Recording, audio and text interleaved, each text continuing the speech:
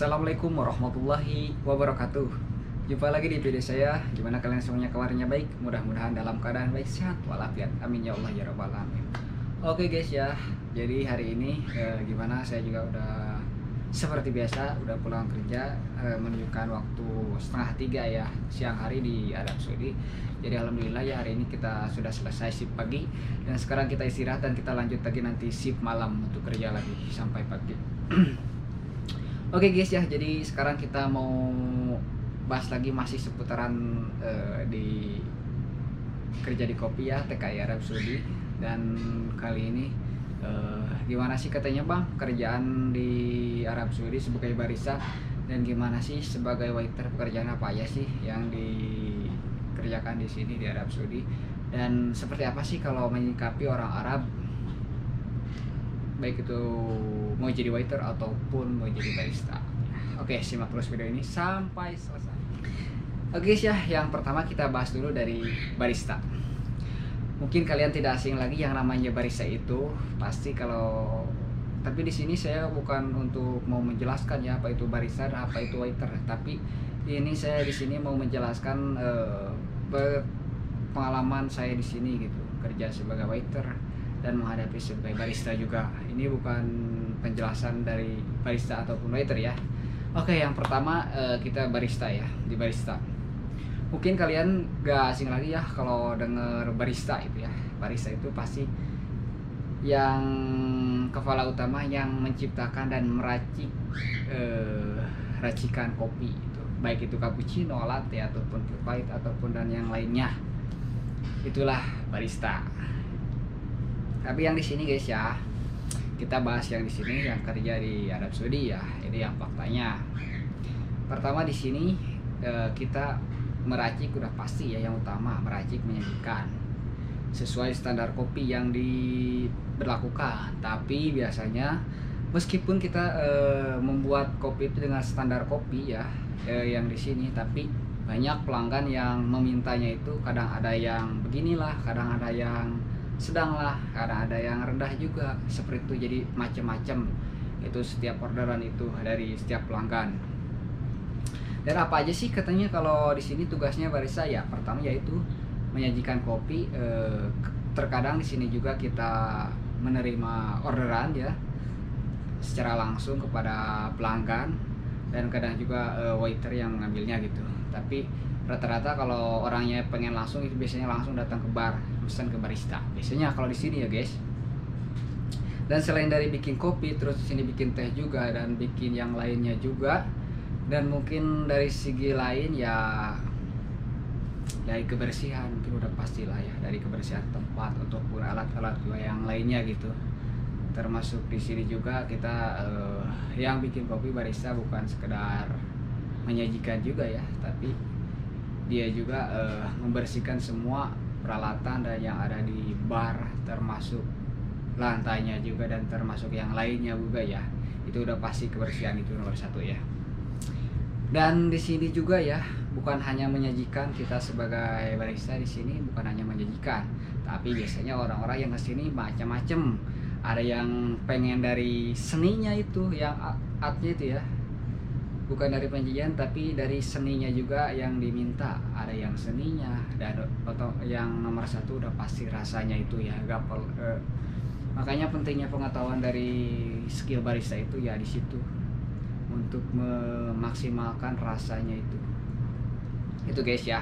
Dari mulai steam susu apa segala macam dan yang lainnya itu dan apa kalau bahasa Indonesia itu perbandingan sajian lainnya ya, seperti itu. Kerja di sini di tempat saya karena di sini gak ada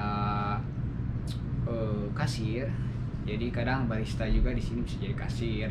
Kadang kalau ada yang masuk bisa jadi waiter juga. Soalnya kan di sini karena pekerjaannya terbatas, jadi mau gak mau kita juga sebagai pekerja itu rata-rata ya, semua itu apa yang harus dilakukan biasanya itu sama semuanya, pegang gitu, dari mulai bersih, rapin ini itu segala macam. Karena nerima tamu juga, kadang jadi kasir juga, pokoknya segala macam. Pokoknya intinya sih kalau orang yang terbatas ya mau gak mau semua itu pekerjaan harus menguasai, meskipun dia tanggung jawabnya dalam tanda kurung barista itu ada tanggung jawabnya masing-masing ya dalam pekerjaan. Cuman mungkin kalau faktanya kalau di sini agak sedikit ada tambahan mungkin karena terbatasnya pekerja ya, kurang lebih seperti itulah guys ya. Ada pekerjaan-pekerjaan tambahan karena terbatasnya pekerja, seperti itu guys ya yang di sini alami. Mungkin kalian bisa simak terus video ini sampai selesai, mungkin bisa dilihat dari vlog-vlog lain sebelumnya saya bagaimana kerja di Arab Saudi dan gimana sih kesibukannya gitu, keseruannya, dan banyak pelanggan itu seperti apa gitu. Soalnya kan di sini juga kita ya, pertama saya orang Indonesia dan saya juga gak terlalu banyak itu menguasai bahasa Arab ya, ataupun bahasa Inggris. Di sini juga digunakan bahasa Inggris dan bahasa Arab ya.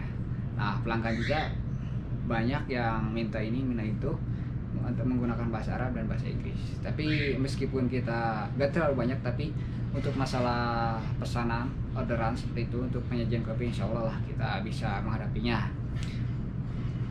Soalnya apa guys ya? Soalnya banyak pelanggan yang tidak sesuai dengan keinginannya, tidak sesuai dengan harapannya. Itu kan banyak yang untuk ditukar ya kopinya. Kadang ada yang ngomong, pelanggan itu macam-macam ya, kadang yang ngomong ada enggak. Oke guys ya, kita lanjut di balik waiter. Oke guys ya, kini kita di balik waiter. Ini bukan penjelasan ya, tapi ini pengalaman kerja di sini sebagai waiter. Mungkin kalian gak asing lagi kalau waiter penjelasannya seperti apa dan tugas tanggung jawabnya seperti apa. Ini di sini pengalaman saya pribadi. Otomatis kalau kita waiter itu yang pertama pasti kita berada di depan. Dan kita menerima tamu juga. Yang pertama yang kita harus perhatikan apa? Mungkin dari segi penampilan ya, dari mulai cara rambut, berpakaian, dan kebersihan dari kuku juga. Mungkin yang lainnya intinya ya, uniform juga ya, seperti itu. Dan grooming juga ya, bahasa ya. Kalau di Indonesia kan biasanya saya dulu waktu pengalaman jadi kerja di Sapam, sapa, salam, senyum, itu 3S. Kalau pengalaman saya di Indonesia gitu. Tapi kalau di sini sebagai waiter kita gunakan 3S itu ya, sapa, salam, senyum itu kita gunakan. Cuman yang ketiganya itu tidak saya gunakan. Soalnya apa? Memang ya di sini kita sebagai waiter kita hanya mengantarkan orderan dan mengambil orderan juga, dan menerima komplain ketika sajiannya itu tidak sesuai dengan keinginan dan harapannya ya. Seperti itu guys ya. Jadi pas pertama kita datang itu kita gunakan salam. Pertama di sini rata-rata mengucapkan salam, assalamualaikum. Rata-rata semua udah umum itu ya. Mau kemana itu pun dimanapun tempatnya kita mengucapkan assalamualaikum. Cara menyapanya ya seperti biasa kita menyapa ya, selamat datang gitu kalau pakai bahasa ya, selamat datang. Minatagawa. Oke, bisa ini dibantu bagaimana ya. Nah guys, yang ketiga kita menggunakan senyuman ya.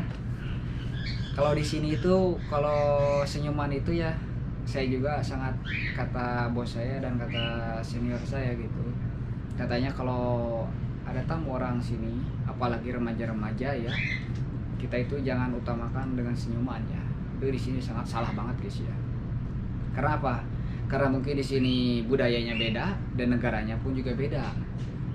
Kebiasaan saya di Indonesia mungkin kalau ketemu orang ya suka sapa, senyum, salam juga ya. Tapi kalau di sini kita diutamakan senyum, salah berat guys ya. Soalnya gimana? Pertama, memang tidak semua orang ya selalu menghargai seseorang ya. Tapi di sini kalau kita utamakan senyum, orang sini itu anggapnya ke kita itu apa gimana ya? Apalagi kalau kita ngobrol sambil senyum itu ya. Di sini tuh jadi agak sedikit gimana ya, semakin berani ya, semakin kita pandang wajah senyum, mereka itu semakin berani di sini tuh ya, semakin berani untuk berkata semaunya dia dan bertingkah laku semaunya dia. Kadang kan guys, kalau misalkan seperti kaki juga kan duduk juga tidak sesuai dengan aturannya, dan dia ngomong juga semaunya dia, dan kadang juga kita ya dihargai juga ya, seperti itu. Kadang dia juga masa bodoh gitulah. Saya datang ke sini, saya mau duduk, pesan gak pesan, saya pokoknya mau duduk di sini aja stay. Ada yang kayak gitu guys. Cuman kan peraturan di sini juga punya peraturan inilah, punya tata tertib di kopi juga ya, bahwa pelanggan itu harus membeli dengan sekian, 1 jam kemudian harus bayar sekian, dan ini juga kita duduk gratis gitu, bayar sekian. Dan di sini juga ada pekerja dan pelayan juga ya. Kadang ada orang juga gak mau sama sekali untuk pesan, hanya duduk saja ya, santai seperti itu. Itu sangat gimana ya, itu biasanya jadi problem juga. Banyak sekali guys ya yang saya alami di sini. Mulai dari rata-rata sih di sini banyak bicara ya, gak kerasa gitu. Banyak bicara karena problemnya seperti itu. Kadang ada yang gak mau mesen, kadang ada susah bayar, kadang ada yang nganjuk juga kasuan ya, ada juga guys ya seperti itu. Pokoknya bermacam-macam. Pokoknya saya di sini diajarkan diutamakan senyum itu jangan diutamakan ya, apalagi kalau kita gak kenal orangnya. Itu kalau kita diutamakan senyum, dia semakin berani apa nyuri inilah nyuri itu. Dan yang paling heran lagi kalau di sini bahasanya buru-buru ya, udah pastilah itu buru-buru ya, segala macam itu pasti digunakan bahasanya buru-buru. Tapi kita dijalani aja dengan semampunya kita ya guys, seperti itu guys ya. Ya kurang lebih seperti itulah pengalaman saya sebagai waiter di depan ya. Dan saya juga tidak waiter juga, dan kita juga kadang suka bantuin di dapur juga seperti itu. Pokoknya intinya sih meskipun kalian sebagai waiter, tapi kalian juga harus mengetahui ya jenis kopi, bagaimana cara penyajiannya kopi, dan apa aja yang disajikan di sini. Udah pastilah itu ya, yang menu itu udah pasti apa. Dan yang paling ini lagi, kadang tamu itu ya suka bertanya, gimana sih katanya cara bikinnya, apa aja sih yang dimasukkan katanya, kayak gimana sih, saya gak mau ini gak mau itu, banyak kayak gitu. Jadi setidaknya kita juga harus mengetahui apa yang disajikan. Cuman saya gak kasih tahu semua ya apa yang disajikan, cara menyajikan. Kadang orang beda-beda lah, beda-beda. Ada yang pengen penyajiannya gini, ada yang gini. Tapi kita utamakan di sini standar yang dibuat di sini. Tapi kalau orangnya udah langganan ya kita sesuaikan dengan keinginan dan harapannya dia. Soalnya macam-macam ya, seperti itu. Oke guys ya, gitu aja video hari ini. Mungkin itu sebagian sedikit dari pengalaman saya sebagai TKI Arab Saudi. Mudah-mudahan ini bisa bermanfaat bagi kalian. Jika kalian yang mau ke Arab Saudi, kalian jangan ragu, jangan tanggung. Pokoknya kalau kalian niat udah kerja, insya Allah semuanya pasti ngikutin, baik itu dari bahasa, baik itu dari pergaulan di sini ataupun budaya di sini. Sampai jumpa di video berikutnya. Assalamualaikum warahmatullahi wabarakatuh.